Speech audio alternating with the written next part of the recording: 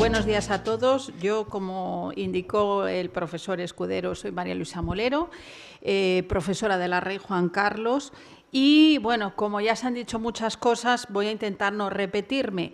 Quiero agradecer, en primer lugar, eso sí, a la Fundación y al Centro Reina Sofía la oportunidad que nos ha dado de hacer este estudio, que para mí ha sido muy interesante. Y seguramente lo que más me ha interesado, aparte de la temática, es el haber trabajado con profesionales de distintas ramas, que, como se ha dicho, no es tan frecuente en nuestro ámbito. Me ha encantado oír a los sociólogos y a los economistas, Yo pertenezco al mundo del derecho y creo que nos enriquecemos mucho y que además justamente en este tema era muy propicio para abrir ese campo.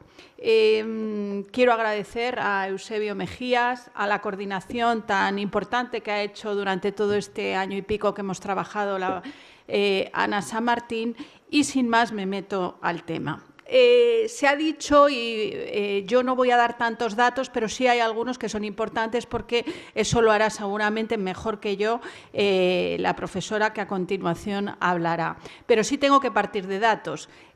Primer dato que se ha dicho, la tasa de desempleo juvenil en España en el año 2012 bate el récord, es la tasa más elevada en Europa, es decir, está fijada en el 49,6%. Ha ido descendiendo. Sin embargo, estamos batiendo récord en la media de la zona euro. Además, esa tasa, ya se ha dicho también, es mucho más alta que respecto a la población ordinaria. Pese a que están descendiendo la tasa de desempleo, sigue habiendo una gran diferencia entre el paro que sufre el joven y el paro que sufre el resto de la población. Mi enfoque, como os imaginaréis, es un enfoque desde el punto de vista del derecho, más en particular desde el derecho del trabajo, en lo que afecta al marco del empleo. El derecho del trabajo, espero no ser demasiado técnica y que me sigáis, el derecho del trabajo, y es verdad, no crea el empleo, pero sí el diseño jurídico de la contratación sí influye en ese empleo y en las condiciones de esos contratos. Como primera idea, quiero señalar que durante el bienio 2012-2014 y con ocasión de la crisis económica, asistimos desde el ámbito universitario a un proceso ingente de reformas normativas. Nunca había habido un proceso tan importante de reformas normativas dirigidas al empleo de los jóvenes. Por tanto, motivado lógicamente por esa tasa de desempleo, se puede decir que las autoridades se ponen a trabajar y nunca ha habido tantas normas en materia de legislación laboral dirigidas a los jóvenes. Primera idea. Pasamos, o hasta el año 2012, podemos decir que la legislación laboral contemplaba dos tipos de medidas que tenía como centro de atención al joven. Unas normas que eran de protección del joven, del menor y del joven entre 16 y 18 años, de tutela, por ejemplo, en materia de tiempo de trabajo o de descansos, y una doble modalidad contractual. Se ha hablado ya de ella, pero quiero hilar más fino, porque detrás de los contratos hay ideas, detrás de lo que se quiere apoyar y de lo que se quiere incentivar. De siempre, o desde que yo comienzo mis estudios, desde los años 80 ya, en la legislación laboral hay dos contratos, los llamados formativos, dirigidos a los jóvenes. Esos contratos parten de una idea, intentan, o el objetivo de esos contratos es que el joven transite entre el ámbito educativo y el productivo, facilitar ese tránsito. Ensamblar el ámbito educativo con el ámbito productivo, al presuponer que el joven tiene un rasgo que no tiene el resto de la población ordinaria, que es que le falta formación. Bien una formación teórica o una falta de experiencia. Y el contrato de trabajo, y es una idea que se está perdiendo, el contrato de trabajo le va a servir para formar al joven, porque muchas veces, y todos lo habremos oído, que a veces la formación la adquirimos trabajando. Y no te enterarás de esto hasta que no te pongas a trabajar. Por tanto, el empleo aquí se concibe como un elemento de formación que se le da al joven. Esos contratos tienen en su diseño jurídico y están bien pensados, inciden sobre todo en ese elemento formativo que a través del trabajo va a adquirir el joven. Consecuentemente, esa carga que se le impone al empresario se traduce luego en que es un contrato más barato económicamente, pero porque hay esa contraprestación de que el joven va a salir mejor formado después de finalizar ese contrato. Esa idea ha estado presente desde los años 80 y nos llega hasta nuestros días. Eran los dos únicos contratos pensados para jóvenes. Esa es la situación con la que nos encontramos. Ante la elevada tasa de desempleo juvenil, el legislador acomete, ya lo he dicho, un importantísimo proceso de reformas en las que ha prevalecido una idea sobre todas las demás. Había que insertar laboralmente al joven por encima de cualquier otro objetivo. El joven hay que parar las tasas de desempleo juvenil, hay que frenar la tasa de desempleo y hay que firmar contratos de trabajo. Y ese es el objetivo principal e inmediato que van a perseguir las reformas laborales. Se persigue lo inmediato, como señalo. No importa tanto las condiciones del contrato, sino hay que sacar al joven del desempleo y que firme contratos de trabajo. Pero vamos a ver que el hecho de que firme un contrato de trabajo, precisamente por el diseño de estos contratos, no va a mejorar, y eso es el problema, sustancialmente la posición que tiene el joven frente al mercado de trabajo. Antes de comenzar con medidas concretas, sí quiero señalar que hay la estrategia de emprendimiento, de emprendimiento y empleo joven 2013-2016, que pone en marcha el Gobierno, recoge toda una serie de recomendaciones de la Comisión Europea y fija 100 medidas para impulsar el empleo juvenil. Y ha dicho que hay una profusión normativa enorme durante esa época. En esa estrategia se va a traducir en la aprobación de la Ley 11/2013, que es la ley principal que impulsa o que pretende impulsar ese empleo juvenil. Bien, choca que, si leemos la exposición de motivos de esa ley, se señalan una serie de debilidades estructurales que padecen los jóvenes a la hora de encarar el empleo, los jóvenes en España. En concreto, se habla de una alta tasa de abandono escolar que dobla los valores de la Unión Europea, una marcada, se han dicho cosas, pero sí es interesante leer esa exposición de motivos, la marcada polarización del mercado de trabajo, donde unos jóvenes abandonan sus estudios con una escasa cualificación y hay otros jóvenes muy preparados, pero subempleados. El escaso peso de la formación profesional de grado medio y la baja empleabilidad de los jóvenes, de modo particular en la falta de idiomas extranjeros. Son ideas todas que han salido a lo largo de la mañana. Alta temporalidad y dificultad en determinados grupos que están rozando la situación de exclusión social. Bien, ese diagnóstico que creo que la mayoría compartimos, que es un diagnóstico certero de la ley, sin embargo, va a contrastar con las medidas que se van a adoptar a continuación. Como he dicho, no tratan, las medidas que se impulsan en ese año 2013, no tratan tanto de corregir esos déficits que se señalan que tienen los jóvenes españoles o los jóvenes que están en España a la hora de encontrar un empleo. No tratan, repito, sino que tienen ese objetivo obsesivo de parar las cifras del desempleo juvenil y que se firmen contratos de trabajo. Han pasado, estamos en el año 2016, incluso acabándolo, han pasado 2 o 3 años, en algunos casos, desde el 2012, casi 4 años.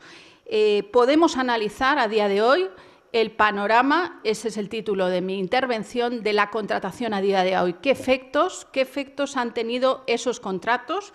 ¿Qué clase de contratos se están firmando? Si están teniendo nuestros jóvenes posibilidades de o expectativas de crear una carrera de futuro? ¿Y cómo está el panorama cuando se está ya señalando que se está dejando atrás la crisis económica y que estamos en un momento diferente económicamente hablando, que sin duda tiene que afectar al empleo? Lo primero que quiero decir es que, ya lo he dicho generalmente, pero las reformas sobre la contratación van a afectar a todas las vías de acceso.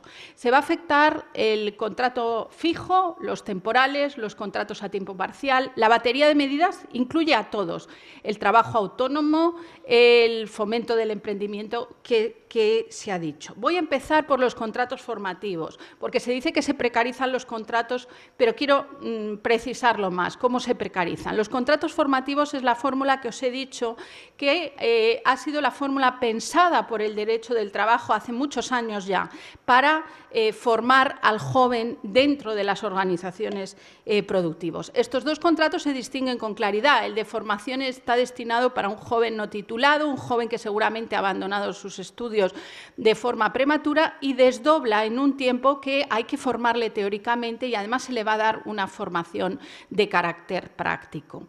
El contrato de prácticas nada tiene que ver con este. Está dirigido a un joven titulado, a un joven formado, que tiene el título universitario o el título de formación, pero le falta esa experiencia que no le dan las aulas. Hay que proporcionarle una práctica adecuada a su titulación. Son fórmulas yo creo, bien pensadas, con un diseño jurídico ambicioso. Bien, en donde lo esencial es esa formación que vas a adquirir a través del trabajo. ¿Qué ha ocurrido? Lo que ha ocurrido es que estos contratos no han tenido éxito en el mercado de la contratación laboral, pero ni ahora, ni durante la crisis, ni antes. No han tenido éxito en un balance general, ya lo indicarán luego, pero es una proporción muy pequeña. Contratos pensados para jóvenes y que, sin embargo, ni empresas ni administraciones utilizan.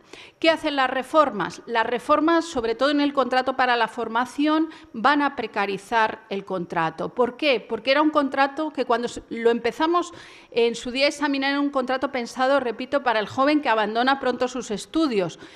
Por tanto, un contrato ligado a personas entre 16 y 20 años. Se incrementó a 25 y la última reforma llega hasta los 30.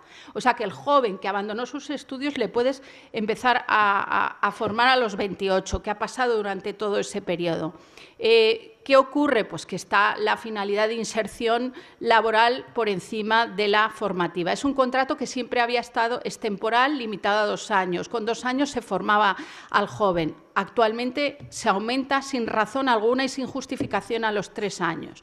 Es un contrato para que obtengas una cualificación profesional que te permita luego tener más opciones en el mercado laboral. Y ahora siempre había sido un solo contrato y ahora resulta que se pueden encadenar contratos formativos. ¿Qué está pasando?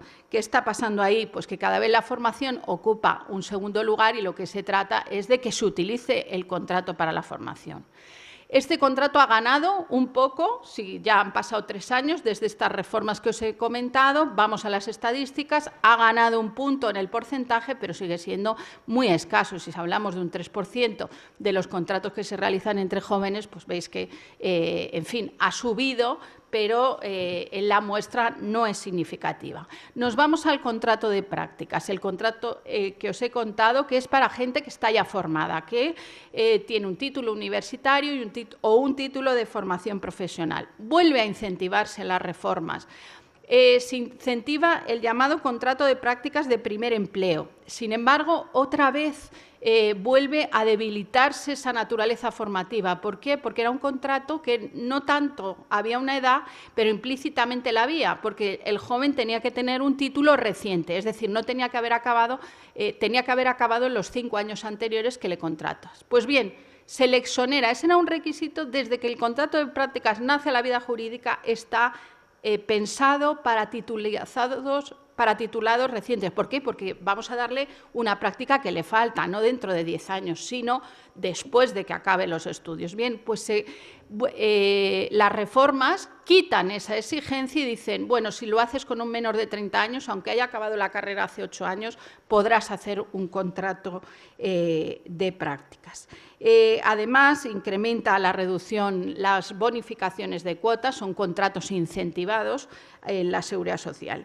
Y una norma interesante, sí que me quiero fijar, es la que bonifica este contrato cuando se celebra una vez que el joven ha pasado por una práctica no laboral en la empresa. Una situación que debería ser frecuente, que estemos de becarios, que tengamos una práctica y que finalmente eso funcione casi como un proceso de selección y firmemos un contrato de trabajo. Bien, esta situación no se da, por desgracia, con tanta frecuencia como debería de ser. La legislación laboral está de espaldas a esas situaciones. No apenas hay referencia a las becas y a las prácticas no laborales, como si no hay contrato de trabajo, pues me olvido de ellas. Y, sin embargo, ya se ha dicho aquí, hay mucho abuso. Incluso se dice para los jóvenes titulados una competencia desleal, están haciendo esas becas y prácticas no laborales y resulta que al final al joven titulado le cuesta más firmar un contrato porque prolonga la situación de beca, prolonga la práctica no laboral. ¿Y qué ocurre? Que este contrato de prácticas no está sirviendo, ni con la reforma, ni aunque le incentives económicamente. ¿Por qué? Porque los empresarios y administraciones tienen muchas menos obligaciones que las que le impone la legislación laboral con una beca o una práctica. Por tanto, si queremos que de verdad los contratos formativos sirvan y funcionen para los jóvenes, lo primero que habrá es que reconducir la situación de la beca y la práctica, y sobre todo cuando se trata de un joven titulado, que no pueda seguir becado hasta los 30 años. Bien, por ahora, como se ha dicho por el profesor Escudero, y esto es algo que no solo ocurre en España, no se está teniendo voluntad política de frenar esas situaciones y al final es un éxito firmar un contrato de trabajo, sea como sea. Un último aspecto respecto a los contratos formativos que es muy llamativo. Una última medida que publicitaron en su momento mucho en el año 2013 y 2014. Las empresas de trabajo temporal, que sabéis que gestionan buena parte del empleo juvenil, van a poder utilizar los contratos formativos. Las empresas de trabajo temporal llevan 20 años funcionando en España y nunca habían podido utilizar los contratos formativos. Por tanto, se publicitó, por fin van a poder gestionar este tipo de empleo. ¿Qué ocurre? Que las empresas de trabajo temporal gestionan trabajo de corta duración, trabajo de rebajas, todos lo hemos sabido, trabajos temporales de días. Por tanto, ¿qué ocurre? Que esta medida no ha servido. ¿Por qué? Porque si vemos las estadísticas, las empresas de trabajo temporal, más de la mitad de los contratos tienen una duración inferior a un mes, en su gran mayoría inferiores a 7 días, entre 7 y 10 días. Por tanto, el contrato formativo tiene una duración mínima de 6 meses en un caso y un año en otro. Por tanto, no tiene aquí que gestionar la empresa de trabajo temporal. No ha tenido absolutamente ningún éxito. Se toman medidas sin saber la realidad en la que tiene que estar operando. En segundo lugar, ¿qué contratos se utilizan para contratar a los jóvenes a día de hoy? Pues los contratos, hemos dicho, de duración determinada. ¿Cuáles son esos contratos? Los contratos que conocemos todos, los contratos eventuales, los contratos de obra o servicio. Ocupan casi el 80% de los contratos que se hacen a los jóvenes. Y antes bajaron un poco durante la época álgida de la crisis económica estos contratos, pero siguen siendo, a día de hoy, las últimas cifras, bueno, ya nos las darán en detalle, el contrato tipo para un joven. ¿Y por qué? Y esa era mi pregunta cuando realizaba el estudio. ¿Por qué las empresas quieren utilizar estos contratos y no van a los formativos, que incluso pueden tener un menor coste económico porque están incentivados? Me pregunto, ¿no? Incluso reformándolos, facilitándolos. Sin embargo, la empresa y la administración, que tiene también un elevado colectivo de laborales, sigue empeñado en utilizar el contrato eventual y el de obra o servicio. Bien, pues si vemos la regulación, es que estos contratos le dan un margen de flexibilidad organizativa, y ahora lo explico, a las empresas que no les dan los contratos formativos. Eso en primer lugar. ¿Qué es eso de la flexibilidad organizativa? Pues que estos contratos eventual y obra, que apenas han sido modificados con la crisis. ¿Para qué? Si ya estaban siendo muy utilizados para los jóvenes, son contratos que no tienen duración mínima, que se pueden hacer por un fin de semana, por un día. No tienen. Los otros 6 meses y 1 año. En este caso no hay límites. Se pueden hacer por la duración que se quiera. Se pueden hacer además por la duración de jornada que se quiere, es decir, por 4 horas. Por tanto, nos encontramos en el segmento de las ETTs, que, repito, concentra buena parte del empleo juvenil, contratos encadenados que duran, ya lo he dicho, muchas veces un periodo inferior a 7 días y que se van uniendo sin solución de continuidad. En definitiva, las empresas, a través de estos contratos, se sienten más libres a la hora de pactar duraciones, a la hora de pactar horas. Son fáciles de contratar como de extinguir. Y además se les exime de esa obligación de proporcionar formación al trabajador que os he hablado, que soporta ese contrato formativo. Por tanto, al final, la compensación que pudiera haber económica en coste de seguridad social no compensa la carga de obligaciones que se le viene al empresario si firma contratos formativos. La situación es tal, y es una situación que, por desgracia, no está cambiando, se siguen haciendo, a medida que se está activando, se supone económicamente, nuestras empresas, se sigue recurriendo a estos contratos. Pues bien, pese a esa situación, en el año 2013 se le abre un nuevo contrato. Ya ha hablado el profesor Escudero de él, el contrato de primer empleo joven.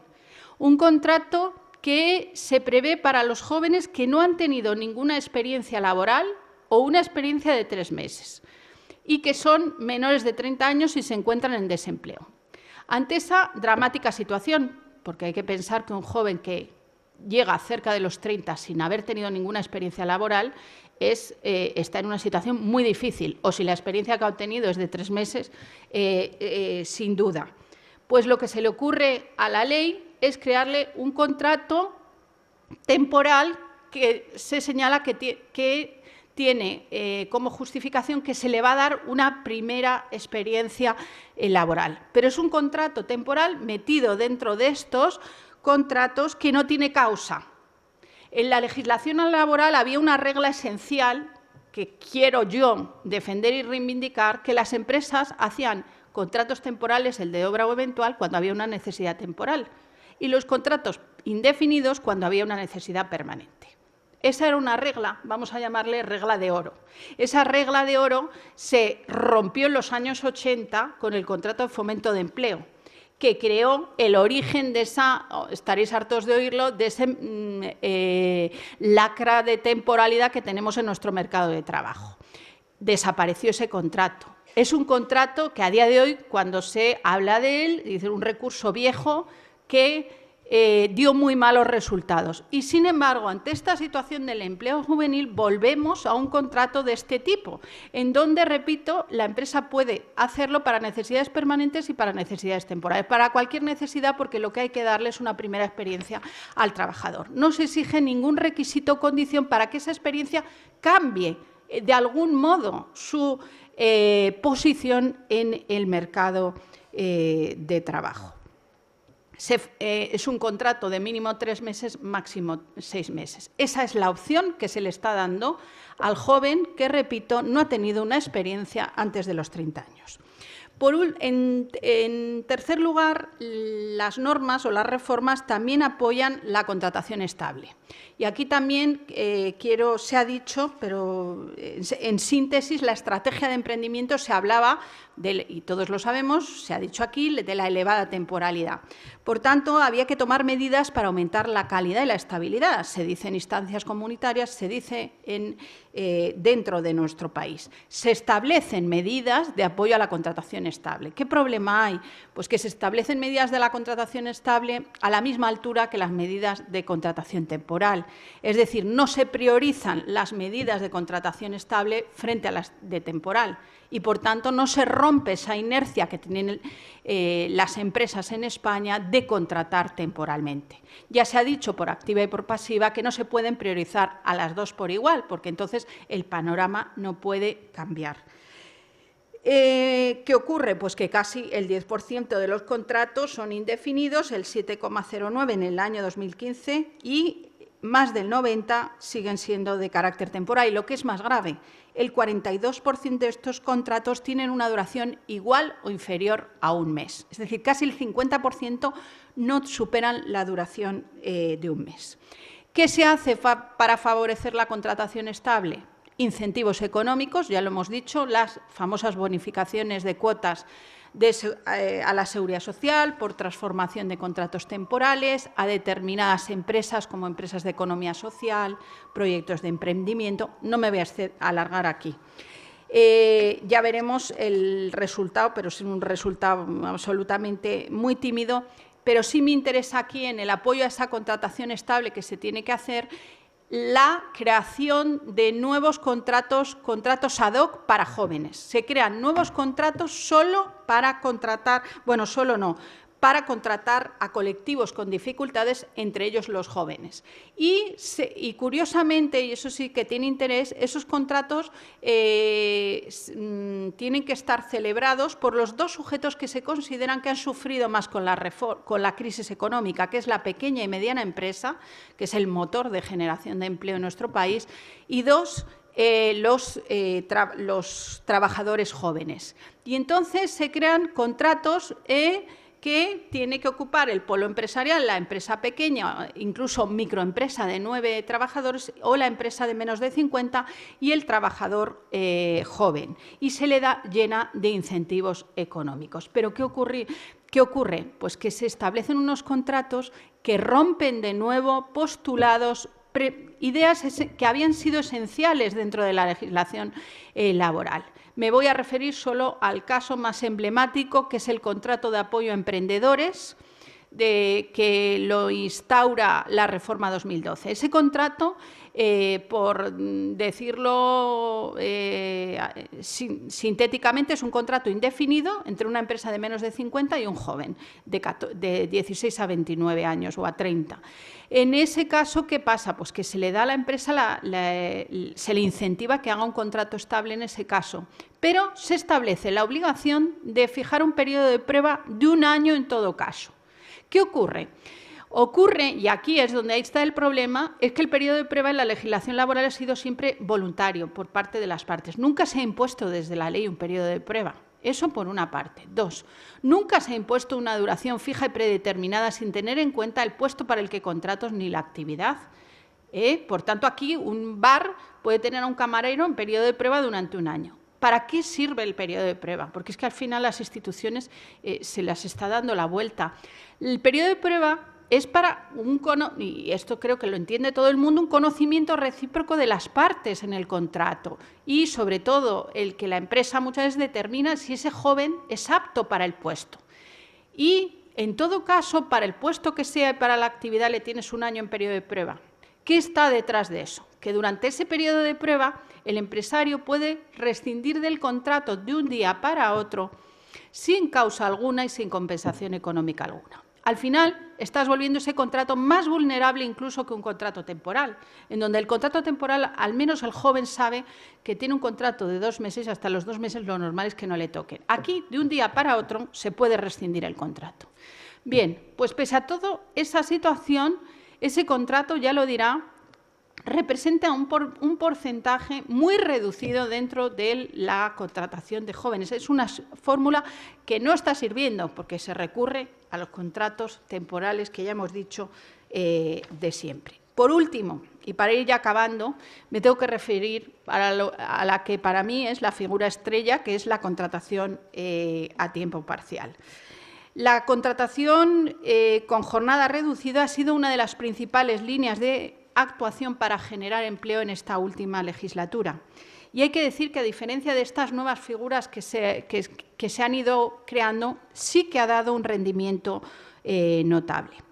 Era una modalidad contractual que, por las razones que yo no me atrevo a decir, en el mercado español nunca había dado un rendimiento notable.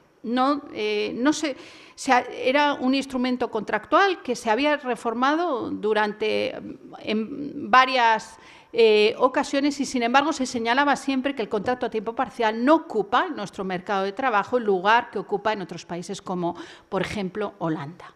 En el caso de los jóvenes, además, se considera que es una forma útil porque permite compatibilizar otros estudios, en su caso, responsabilidades familiares, con actividad laboral. Pues, sin embargo, este contrato, repito, no había dado el rendimiento deseado hasta que llega la crisis económica. Justamente cuando recia la grave crisis económica, entonces el empleo generado de forma dominante es un empleo a tiempo parcial. La contratación a tiempo parcial, según las estadísticas, ha aumentado significativamente para toda la población, pero de modo espectacular entre los jóvenes, y todavía más si son mujeres. Incluso las cifras, no quiero yo hablar mucho de cifras, pero sí las estadísticas son las que son, y en el caso del empleo femenino, en el año 2015 incluso ha pasado el empleo a tiempo parcial sobre el empleo a jornada completa. Además, ese empleo a tiempo parcial se combina con empleo temporal. Al final es parcialidad y temporalidad. La fórmula, ya se ha dicho aquí, más insegura y de más baja calidad. El contrato de trabajo a tiempo parcial se puede adentrar casi en cualquier tipo de contrato que se realice. No se requiere ningún mínimo ni ninguna causa. Y así nos encontramos, por ejemplo, que en el sector de las ETTs, ya lo he dicho, es una práctica absolutamente frecuente la concatenación de contratos de horas por semanas que se van encadenando. Ese éxito de la contratación a tiempo parcial no puede hacer pensar que estos contratos a tiempo parcial son la fórmula que finalmente han elegido los jóvenes por esa idea de compatibilidad que hemos señalado. Hay un informe del BBVA del año 2015 sobre empleo y jóvenes en donde se dice que la mayoría de ese empleo es involuntario, otro problema del empleo de los jóvenes. Porque no encuentran otra alternativa laboral, aceptan ese contrato a tiempo parcial, es decir, no es un contrato elegido por ellos para cumplir otras expectativas. En concreto, en la franja de edad, entre 20 y 24, representan más del 58% del empleo de dicho colectivo. Consecuentemente, hay que decir que se debe al interés de la empresa. El interés de la empresa es el que ofrece este tipo de puestos de trabajo ante, se decía, la incertidumbre de la situación económica, derivado de ese menor coste salarial y de seguridad social, que ha contribuido de una forma importante en la devaluación salarial producida. Y solo dos cosas respecto al contrato a tiempo parcial. La legislación laboral no es neutral en este caso. Ha reformado el contrato a tiempo parcial, promocionándolo a través de una figura que son las llamadas horas complementarias, que no voy a entrar a ellas, pero sí quiero decir que le aproximan al llamado trabajo a llamada, que se ha criticado tanto, que se da en el Reino Unido y que se ha introducido de una manera tímida ya en nuestro contrato. Y, además, en todos los contratos de los que os he hablado, se recurre sistemáticamente de una forma compulsiva a que se pueda hacer a jornada completa y a tiempo parcial. Es decir, se ha impulsado de forma decisiva con las últimas reformas, hasta incluso crear un contrato sui generis, que esperemos que desaparezca, que es el contrato a tiempo parcial con vinculación formativa. Y ya acabo. ¿Qué dos conclusiones quiero señalar para terminar? En primer lugar, creo que las reformas han puesto de forma exacerbada el objetivo de facilitar esa integración laboral, pero se ha descuidado las condiciones de empleo en que debía integrarse, y así tenemos el panorama que tenemos. La finalidad formativa, que era algo muy esencial en las políticas públicas de empleo para los jóvenes, se ha dejado a un lado. Se han aumentado los contratos, se puede decir. Desde el final del 2013 han comenzado o ha parado la sangría de contratos. Incluso podemos oír ayer en los medios de comunicación, se van a batir récord de contratación en época de Navidad y rebajas la próxima que viene. Pero se han desatendido, sin duda, medidas de más largo alcance o de más largo vuelo, que procuren a nuestros jóvenes un puesto que les permita ganar en empleabilidad, que sea el primer paso de una carrera profesional de futuro. Están sufriendo en este entorno laboral, creo yo, tanto los jóvenes no cualificados que no salen de esa rueda de contrataciones de corta duración, como los que, ya se ha dicho, los que sí se formaron, que les cuesta muchísimo encontrar un contrato acorde con su aptitud. Hay una excesiva proliferación de modalidades, pero no ha dado los resultados esperados. La mayoría creo que deberían de eliminarse. Han sido apuestas que no han sido avanzadas en el diseño jurídico, han precarizado los contratos. Vuelven fórmulas que ya se consideraban desterradas y que se habían dicho que no habían servido. En definitiva, el derecho del trabajo, si quiero decir en este marco, no ha avanzado, no ha aprendido de sus propios errores, sino que ha retrocedido. Creo que estamos dejando al joven en una situación de inestabilidad que no se debería consentir de forma generalizada y mucho menos aún en este momento en el que se está hablando ya de que hemos dejado atrás la crisis económica, la recesión, que incluso estamos en un momento de activación económica. Es necesaria una reforma laboral de urgencia que provoque o que sienta las condiciones para que los jóvenes tengan un empleo digno, que les permita llevar una vida autónoma en todos los sentidos. Y aquí quiero decir que no podemos olvidar, los que somos ya más mayores, que esa aspiración la tuvimos todos en nuestro momento y que como adultos creo que somos en parte responsables de poner las condiciones para que ellos también puedan hacer deseo esa realidad. Muchas gracias.